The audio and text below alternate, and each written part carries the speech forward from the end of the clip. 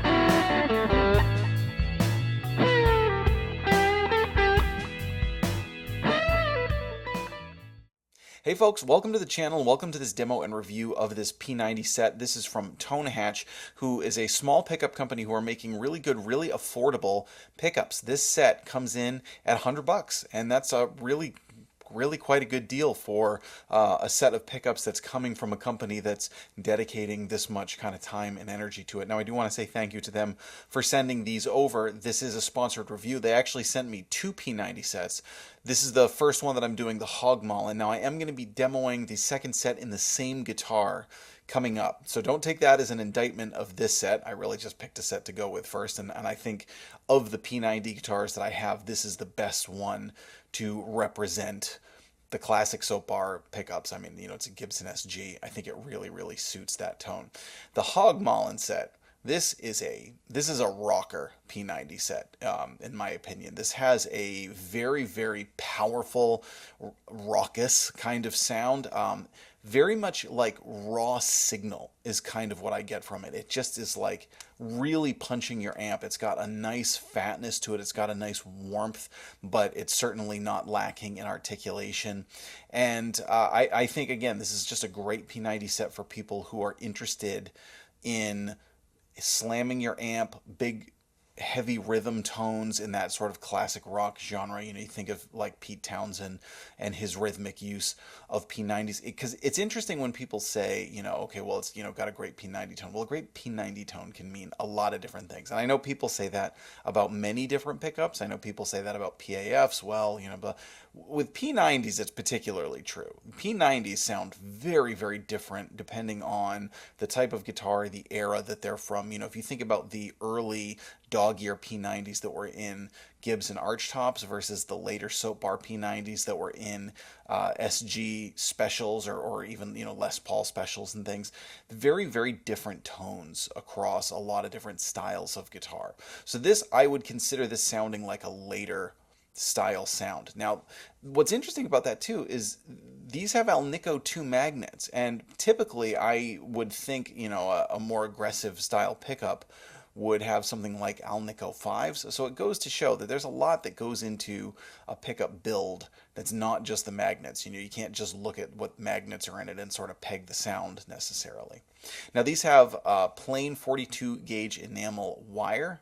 They have low carbon pole pieces, silver nickel base plate, very good construction, and again, they suit this guitar certainly. The SG Classics were kind of meant as like your classic rocker guitar. So what I want to do now is we're going to jump back in and I'm going to play through all the pickup settings, both clean and overdriven. Today I'm plugging into my Fender Bassman.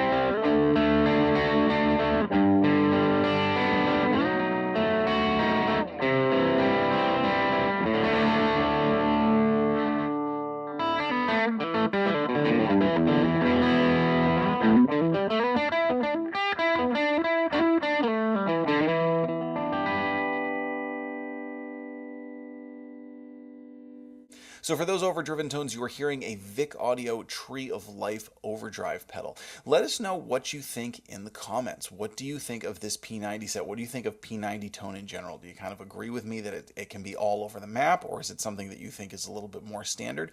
I'm also doing, again, another review of Tone Hatch's other P90 set. That's going to be coming up, and that's an Alnico 4 set. So again, you can't always tell by just the magnets that are in it, but it will be interesting to sort of see what are the two P90 voicings that come from one company. What kind of ear are they going for? What kind of sounds are they going for with those two various sets? So thank you again for watching, and thank you again to Tone Hatch for sending these sets over. It's always a pleasure to try great new pickups in a guitar like this. I'm Jack Fossett. Please remember to like, share, and subscribe, and we'll see you next time.